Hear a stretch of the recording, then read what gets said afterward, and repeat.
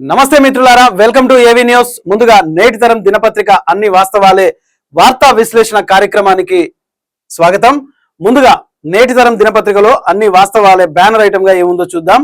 BJP ప్రశ్నార్థకంగా కనిపిస్తోంది. హర్యానాలో ఢిల్లీలో విజయం సాధించినప్పటికీ ఇక తెలుగు రాష్ట్రాల్లో ఎలా అంటే ముఖ్యంగా తెలంగాణ రాష్ట్రంలో ఎలా పట్టును సాధించాలన్న ఆలోచనలతో సతమతం అవుతున్నట్టుగా కనిపిస్తోంది.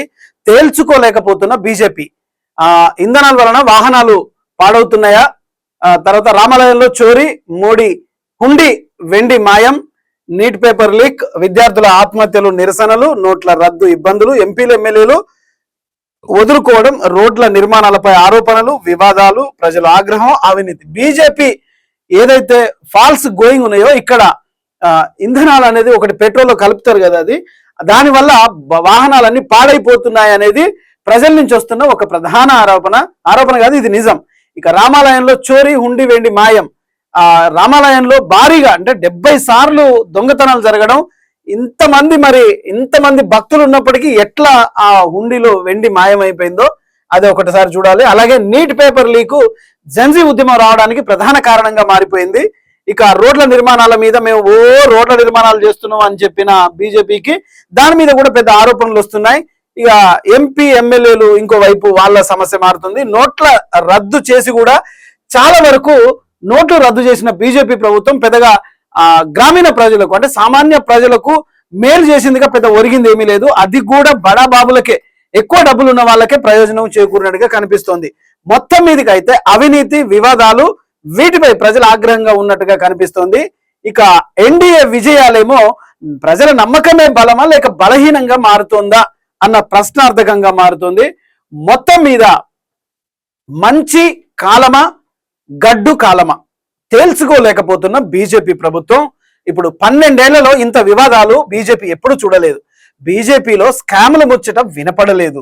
కానీ ఇప్పుడు ఏం జరుగుతుంది? మరి పూలు అమ్ముకున్న చోటే కట్టెలు అమ్ముకునే పరిస్థితి రావద్దని ఎవరైనా అనుకుంటారు, నిజమే.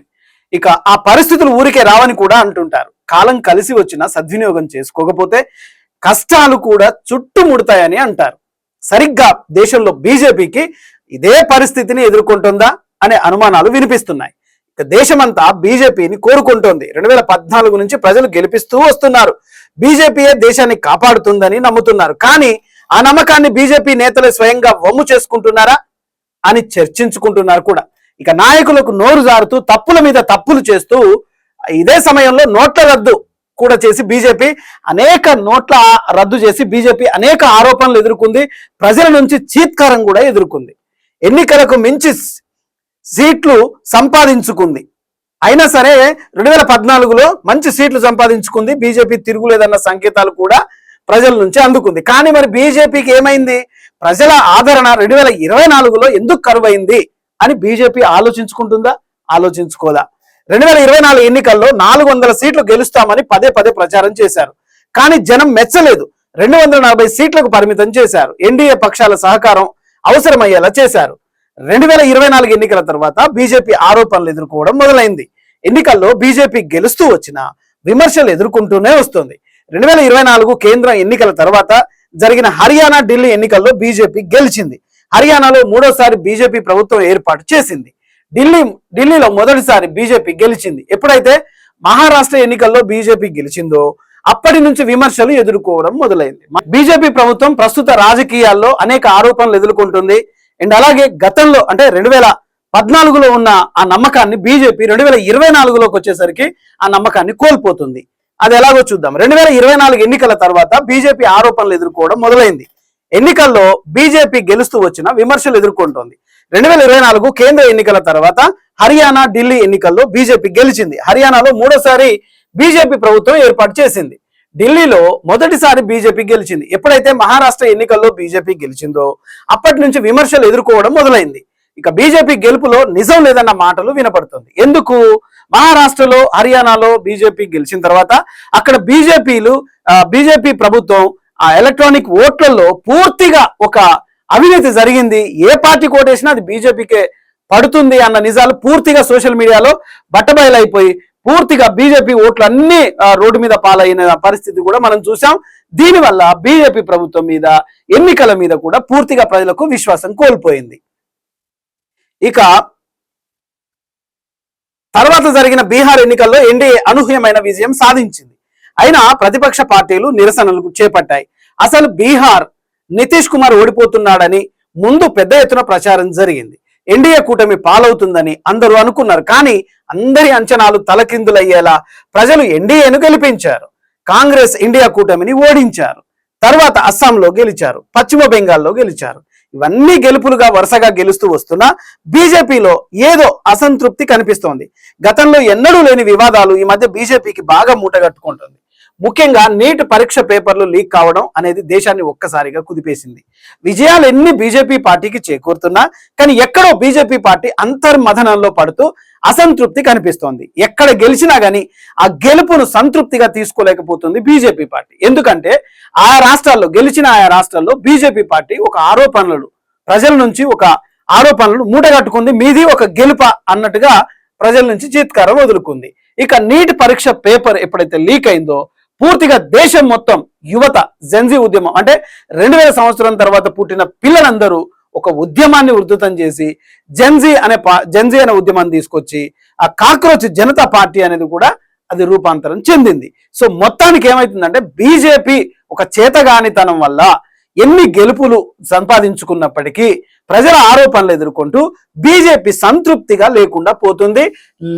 లీక్ కావడం అంటే నీట్ పరీక్షా పేపర్లు లీక్ కావడం, పదే లీక్ కావడం పూర్తిగా బీజేపీ అసమర్థ పాలన దేశంలో కనిపిస్తున్నట్టుగా కుదిపేసింది అన్నట్టు. ఎంతో మంది విద్యార్థులు ఆత్మహత్యలు చేసుకున్నారు. నీట్ రాయడం మా వల్ల కావట్లేదని వదిలేసుకున్నారు. ఇదే సమయంలో కాక్రోచ్ పార్టీ పుట్టుకొచ్చింది, ఉద్యమానికి ఊపిరి పోసింది. కేంద్ర మానవ వనరుల అభివృద్ధి శాఖ విద్యాశాఖ మంత్రి రాజీనామా చేయాలని దేశమంతా కాక్రోచ్ పార్టీ యూత్ డిమాండ్ చేసింది. కానీ కేంద్రం పట్టించుకోలేదు. ధర్మేంద్ర ప్రధాన్ పక్కన పెట్టలేదు. పైగా ఆయన పుట్టినరోజు నాడు ప్రధాని నరేంద్ర మోడీ శాఖ నిర్వహణను సమర్థవంతంగా పోషిస్తున్నారని తెలియజేశారు మెచ్చుకుంటూ. అంటే మంత్రి చేత రాజీనామా చేయించే ప్రసక్తి లేదని చెప్పకనే చెప్పారు మోడీ. నిరంకుశ ప్రభుత్వం మాదిరిగా చెప్పారు. ఎందుకు నిరంకుశ ప్రభుత్వం అంటున్నంటే ప్రజాస్వామ్యంలో ప్రజల అభీష్టానికి మాత్రమే పరిపాలన పగ్గాలు, ప్రభుత్వ పథకాలు, ప్రభుత్వ సంక్షేమ పథకాలు విద్యార్థులకు కానీ, రైతులకు కానీ, మహిళలకు కానీ, సబ్బండ వర్గాలకు సంక్షేమాన్ని అందించే విషయంలో ప్రజల నుంచి వచ్చిన ఆ ఆరోపణలను స్వీకరించేసి దాన్ని రెక్టిఫై చేసుకొని తిరిగి ప్రజల్లోకి వెళ్ళాలి తప్ప ప్రజలు ఎంతైనా సరే ఆ విద్యాశాఖ మంత్రిని ధర్మేంద్ర ప్రధాన్ని సస్పెండ్ చేయండి మీరు అని చెప్పినా కానీ మరీ ఆయన పుట్టినరోజునే చాలా బాగా చేస్తున్నావా నువ్వు అంటూ మెచ్చుకుంటూ శుభాకాంక్షలు తెలియజేశారు. అంటే మంత్రి చేత కనీసం రాజీనామా చేయించను, ఇది నా ప్రభుత్వం, నా ఇష్టం, నా దేశం అన్నట్టుగా బీజేపీ ఒక నిరంకుశత్వానికి తెరలేపింది. ఇక ఇటీవల అయోధ్య రామాలయంలో చోరీ జరిగిందన్న వార్త దేశాన్ని ఎంతో కుదిపేసింది. అది నిజమే కాదా అనేది నిగ్గు తేలాల్సి ఉంది. 70 సార్లు దొంగతనం జరిగితే మరి ఈ పెద్దలు ఏం చేస్తున్నట్టు గడ్డి పీకుతున్నారా? ఒక పవిత్రమైన ఆలయంలో 70 సార్లు దొంగతనం జరిగిందంటే ఈ అధికారులు ఏం చేస్తున్నారు అంటే అంత సోమరితనంగా ఉంటున్నారు. అంటే ప్రజల్ని మతం పేర రెచ్చగొట్టి వాళ్ళ నుంచి నిధులు సంపాదించుకొని మందిపాలు చేస్తున్నారు. రాజుల సొమ్ము రాళ్ల పాలు అయిపోతుంది. ఇది వ్యవస్థ. ఈ ఆరోపణలన్నీ నేనంటున్నాయి కాదు, బీజేపీ హయాంలో జరిగిన తప్పిదాలు, ప్రజల నుంచి వస్తున్న ఆరోపణలు ఈ విధంగా ఉంటున్నాయి. ఇక ఇటీవల అది నిగ్గు తేల్చాల్సి ఉంది. అది దొంగతనం 70 సార్లు జరిగిందా, 100 సార్లు జరిగిందా, మరి ఆ దొంగతనం చేసిన వాళ్ళు ఎవరు, ఆ ప్రబుద్ధులు ఎవరు, ఆ అత్యంత తెలివి కల్లోళ్ళు ఎవరు అనేది బీజేపీ ప్రభుత్వం మీద ఉన్న ఒక నిప్పు లాంటి నిజం. కానీ లెక్కల్లో తేడా వచ్చిందన్న సంగతిని ప్రభుత్వం గుర్తించింది. భక్తులు పంపిన కానుకల్లో వెండి మాయమైందన్న వార్తలు కూడా పెద్ద ఎత్తున విమర్శలు వచ్చాయి. దీనిపై కూడా పెద్ద ఎత్తున విమర్శలు కేంద్ర పెద్దలు వచ్చినా ఎవ్వరూ స్పందించలేదు. ఎందుకంటే మంది తప్పైతే గుడ్డ కాల్చి మీదేయాలి, తమ తప్పైతే మూసుకొని కడుక్కోవాలి. ఇదా పద్ధతి? ఇదా దేశంలో మీరు నేర్పే నీతి? బీజేపీ ప్రభుత్వం ఒకసారి ఆలోచించాలి. ప్రజల మద్దతును కూడగట్టుకోవాలంటే ఈ తప్పిదాలన్నీ సరి చేసుకోవాలి. ఇక యూపీ ముఖ్యమంత్రి యోగి కొంతమందిపై చర్యలు తీసుకున్న విచారణ జరిపిస్తున్నారు. యూపీలో ముఖ్యమంత్రి యోగి ఆదిత్యనాథ్ కొంతమేరకు వాళ్లకు ఏదో సస్పెండ్ చేస్తూ వాళ్ళు కట్టుకున్న ఇల్లును కూడా కూల్చేసే ప్రయత్నం చేశారు. కొంతవరకు అది చేసినా కానీ శాశ్వత పరిష్కారం అనేది బీజేపీ చేయలేకపోయింది. ఇక కానుకలు ఇచ్చింది హిందువులు, కానుకలు తీసుకెళ్లింది కూడా హిందువులే. మధ్యలో ఇతరులకు ఏం సంబంధం? అని కొందరు బీజేపీ నేతలు అన్నారు. అంటే పరోక్షంగా చోరీ జరిగిందని ఒప్పుకున్నట్లే అని వార్తలు పెద్ద ఎత్తున గుప్పమన్నాయి. ఇక ఈ 20 ఇథనాల్ దేశవ్యాప్తంగా సోషల్ మీడియాలో పెద్ద ఎత్తున పోస్టులు హల్చల్ చేస్తున్నాయి. ఇలాంటి పరిస్థితిని బీజేపీ ఎప్పుడు ఎదుర్కోలేదు. ఇప్పుడు సమాధానం చెప్పకపోయినా వచ్చే ఎన్నికల సమయంలో సమాధానం బీజేపీ చెప్పక తప్పదేమో. చెప్పకుంటే నేను ఇలాగే చేస్తానంటే వెంటనే కేంద్రంలో బీజేపీ తమ అధికారాన్ని కోల్పోవడం జరుగుతూ ఉంది. ఇది ప్రజల నుంచి వస్తున్న ఆరోపణలు, ఈ మధ్య వినిపిస్తున్న అనేక ఆరోపణలు ఇవే కనిపిస్తున్నాయి. ఇథనాల్ ఆయిల్ మీద ప్రజలపై ఆగ్రహం ఉంది, ప్రజలు ఆగ్రహంగా ఉన్నారు. కేంద్ర పెద్దలు అపోహలు నిజం కాదంటున్నారు. బండ్లు పాడవుతున్నాయని జనం లబోదిబోమని నిందిస్తున్నారు. ఇందులో ఏది నిజం, ఏది అబద్ధం, ఏది నిజమే ఉంది? బండ్లు ఖచ్చితంగా పాడవుతాయి. ఇథనాల్ అనేది పెట్రోల్లో కలిపితే సంకనాకి బండ్లన్నీ ఓ 10 సంవత్సరాలు 20 సంవత్సరాలకు బండి మొత్తం షెడ్కి వేయాల్సి వస్తుంది. ఇక ఉత్తరప్రదేశ్ లో ఎన్నికలు తరుముకొస్తున్నాయి. ఉండిలో డబ్బులే కాదు వెండి కూడా మాయమైంది అంటున్నారు. పరీక్ష పేపర్లు లీక్, దేశవ్యాప్తంగా నిరసనలు ఎదుర్కొంటున్నారు. నోట్ల రద్దు సమయంలో జనం ఇబ్బంది పడ్డారు. తర్వాత ఎన్నికల్లో 2014 నుంచి 2019లో సీట్లు ఇచ్చారు. ఎన్నికల హామీలను తుంగలో దొక్కారని ప్రజల నుంచి ఆరోపణలు ఎదుర్కొన్నారు. 2024లో 400 సీట్లు అన్నారు, అందులో సగం గెలుచుకున్నారు. తర్వాత జరిగిన రాష్ట్రాల్లో ఎన్నికల్లో వరుసగా గెలుస్తున్నారు. రోడ్ల నిర్మాణంపై అనేక ఆరోపణలు ఎదుర్కొంటున్నారు. రాష్ట్రాల్లో ఎంపీలు ఎమ్మెల్యేలను లాక్కుంటున్నారు. ప్రజల నుంచి విమర్శలు, పార్టీ నుంచి నిరసనలు ఎదుర్కొంటున్నారు. పూర్తిగా ప్రధానంగా బీజేపీ ఒక ఇరకాటంలో పడ్డది. 4 దఫాలుగా అధికారం దక్కించుకున్న బీజేపీ పార్టీ ప్రజల నుంచి అనేక ఆరోపణలు ఎదుర్కొంటుంది. వాటికి సమాధానాలు చెప్పట్లేదు. కాబట్టి ప్రజల నుంచి ఒక విమర్శలు ఎదుర్కొనే ఒక పాడు దుస్థితి ఈ రోజు బీజేపీకి వచ్చిందంటే బీజేపీ చేజేతులారా తన బొందను తానే తీసుకుంటుంది అన్న వాస్తవాన్ని ప్రభుత్వాలు అర్థం చేసుకోవాలి, పెద్దలు అర్థం చేసుకోవాలి. ఈ తప్పిదాలు జరగకుండా ప్రజలతో మమేకమై, ప్రజలతో కలిసిపోయి, ప్రజల కష్టాలు నష్టాలు, ప్రజల అవసరాలు, మౌలిక వసతుల కల్పన, అభివృద్ధి, సంక్షేమం మీద బీజేపీ ప్రభుత్వం దృష్టి సారించాలి. అట్లా చేస్తే గానీ ఏమైనా వస్తుందా అంటే రాదిగా. బీజేపీకి అవకాశాలు పోయినాడు. ఎందుకంటే పెట్రోల్లో అది కలుపుతారు కదా ఇథనాల్, అది ఆ లిక్విడ్ కలపడం వల్ల బండ్లు పాడైపోతున్నాయన్న సంగతి చిన్న పొరని అడిగినా చెప్తారు. అది సోషల్ మీడియాలో పెట్రోల్ కొరత ఏంటంటే ప్రపంచ యుద్ధం పుణ్యం కారణంగా ఇదే అయిపోతుంది అని చెప్పేసి. అట్లాగే మొన్న ఎల్పిజి ఇంధనాలు ధర తగ్గించారు, అంటే కమర్షియల్ దాని మీద ధర తగ్గించారు కానీ డొమెస్టిక్ దాని మీద అయితే తగ్గించలేదు. పాస్పోర్ట్ దాంట్లో అయితే మాత్రం ఏకంగా 2000 నుంచి 5000 వరకు పాస్పోర్ట్ ఛార్జీలు అయితే అయి పెంచారు. అంటే పేదవాడి నడ్డి విరిచే ప్రయత్నాలే బీజేపీ ప్రభుత్వం చేస్తుంది తప్ప పేదవాడికి ఏది కూడా మంచి చేసే యోగ్యత అనేది ఆలోచనలో బీజేపీ లేనట్టుగా కనిపిస్తోంది. సో మొత్తానికి బీజేపీ ఎక్కడ మహారాష్ట్ర, బీహార్, అస్సాం, బెంగాల్ ఇవన్నీ గెలుస్తూ వచ్చినా కానీ బీజేపీకి ఎందుకో అంతర్మదనంలో ఒక గెలుపు సంతోషం మిగిల్స్తలేదు. కష్టపడి సంపాదిస్తే దాంతో తిన్న రూపాయతో తిన్న ఏ వస్తువైనా దాని స్వీట్గా కనిపిస్తుంది. కానీ పుణ్యానికి వచ్చింది ఎంత తిన్నా అది ఎబ్బెట్టుగా ఉంటుంది, అంత తినలేం.